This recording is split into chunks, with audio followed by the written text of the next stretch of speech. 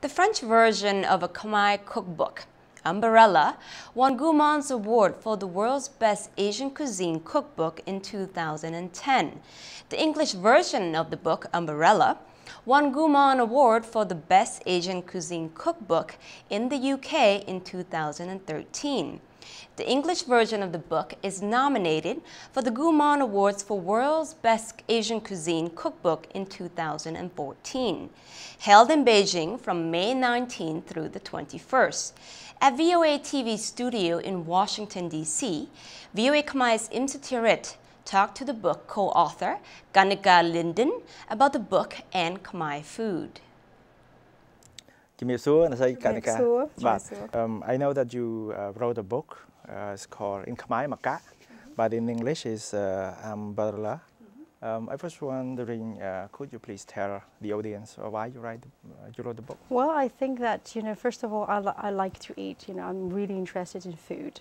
And also, I think the trigger was when, I became pregnant with my first child, Sothearith. And I felt really miserable. I was living in London at the time, and I was really craving for Cambodian food. I think you want to be reconnected to your roots. And my mom was living very far, a few thousand miles away in Cambodia. And so we had this idea to have a collection, of recipes, and there were not many books available at the time. It started 10 years ago, this whole project. So we had this idea, to come up with a cookbook. Right. And I heard that your mom write recipe just for yourself, right? Yes, because the intention is for me to be able to have a book for me with my favorite recipes, favorite food, favorite ingredients. She knows me very well, like all mothers do, what I like, what I don't like. I like fish, I like soups, I like salads. So, she wanted to have something that really I liked. So it's family recipes mainly, and tips, all those things. I wanted to be exclusive. I wanted something that, really I want, to eat, and share with my own family. And so that's what, we settled to do. We started to, writing the recipes together. I know that originally the book was written in French, yeah. And I know that I heard that the book won award as well. And could you please tell the audience what kind of award and how many languages the book is in right now? So basically, at the beginning, we wrote, in French because it's my mother tongue as well. And what happened is that we wrote the book together. It took a while, I think it's 10 years from the start of the project until, having it published. And it won, Best Asian Cookbook in the World in 2010.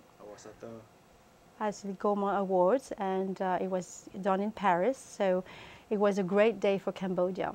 I think we were very proud to say, look, this is a great book, but also it features culinary traditions, of our country. And I think we were all very proud to be able to put Cambodia on the map. And then after that, we thought, okay, why don't we do also, an English edition, so that people, would benefit from it and would know. And we wanted to promote the book. We wanted to promote Khmer culinary traditions. That's our goal from the very start. Okay, so I think that now what happened with this book, the English version, it has been printed at the end of the last year. And it has already won a prize. So Best Asian Cookbook in the UK. It's a very competitive market with France and the US. And recently, 2 months ago, we have found out that we are now shortlisted for the World Awards. And it's going to take place in China in May this year, so 2014. Wow. Yeah. Now I know the book was written in 2 languages. Can you tell the audience how the book distributed right now, okay. French compared to English? Which one is more popular? So, well, the thing is that, for the French, edition, we did only a small limited print, and it sold out. And we did 2, reprints, And we're not going to do it again because we wanted to concentrate now on the UK and the US market. We have teamed up, in Asia and Australia with a publisher, Marshall Cavendish. They're very well known in Asia for publishing cookbooks over there, and it's also, a bestseller in Asia and in Australia. Now, for the French edition, it's sold out. So, and the same thing applies, for the American market and UK market. We are doing only a limited version, a limited edition. And we're just starting to have it, sold in the UK and sold in the US through, I think for me, what is most important is to get connected to bookshops. Usually it's independent bookshops, and it's bookshops who are really interested in food.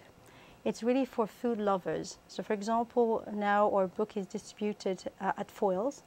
So it's a very respectable, very established, English bookshop. Has been there for 100 years, more than for 100 years.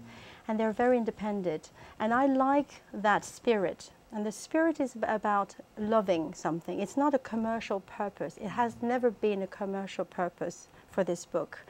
Our goal is really to promote our beautiful, culture and our beautiful culinary traditions. And that's the spirit. I want to keep up with the spirit of it. It's not a commercial purpose. Yeah. It sounds like the book is very popular. A French edition, you sold out. Yes. And yes, we had a lot of feedback asking us, to reprint a third time.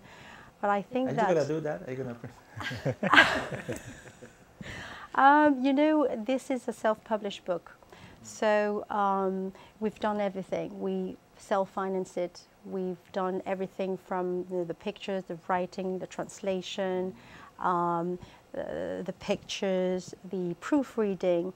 So, and it's something that we do on our spare time. And we were very lucky because a lot of people came. And they, give us the gift of their talent, and they say, oh, I'm going to do some carving for you. Oh, I'm going to help you, with, the translation. Oh, I'm going to help you with this. And I think that, throughout this process, I felt a lot of love. It's about, connecting with people. It's about sharing something. It's not my book. It's not my mom's book. It's a collective book. Whoever wants, it's like a patchwork, but it works. Yeah, sometimes patchwork, you think, it's not going to work. It works. Because people came with their energy, with their enthusiasm, and they came and said, I want to do this. I want to share this with you. And that's how it happened. Right. It sounds like the book is very successful in both versions, English and French. Are you going to publish in Khmer in the future? Well, thank you for asking this question, because I find that, the drive always comes from men. So for example, for the French edition, it was my husband and also my brother. My husband financed the book. My brother helped distribute the book. For the English version and the American version, it was my English, a friend who is a publisher. He says, you have to do an English version and I'm going to help you for that. So are you telling me that you're going to help me and do the translation for me? Because, if you are serious about it, let's do it. It's very organic. I'm happy. It's a collective effort. So if you want to come, welcome on board. So. As you are the writer of the Khmer Cookbook, I would like you to compare Thai food, Cambodian to Thai food. The reason is this, because earlier we have a small gathering and we have a number of people from different countries, and one of them Thai, and she browsed through the book and she said the food, some of the dishes is very similar to Thai. Would you mind telling the audience?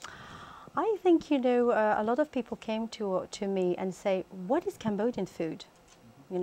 What is, the specific ingredients or dishes that you do? How does it compare to other countries? And I think for me, the question or the answer to the question was more to focus on the specific and the uniqueness, you know, of our food instead of comparing.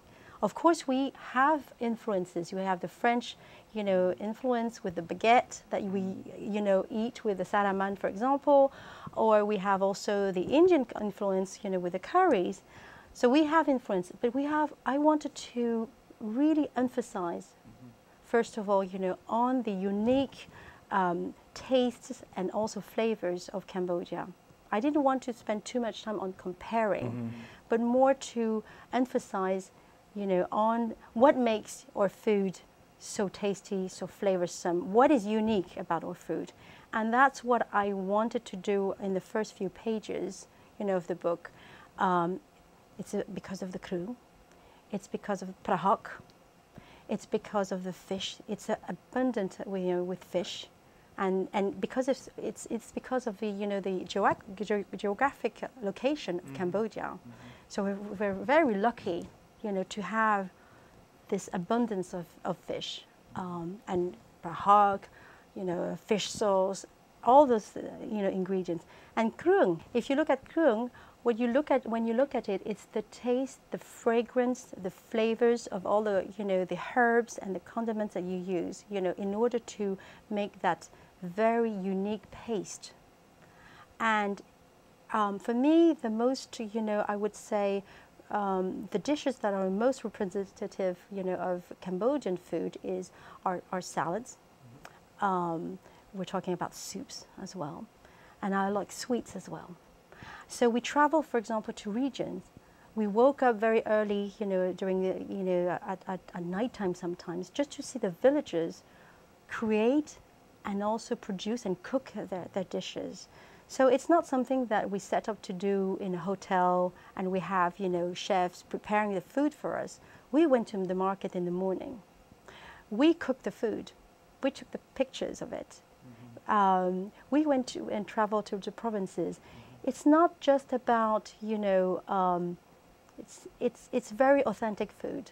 You go to the villages, what do they eat? My mom loves, you know, very simple fare. But what she remembers is the heart and the love that the villagers, sometimes they don't have much to give or much to offer, but they give it with a genuine smile.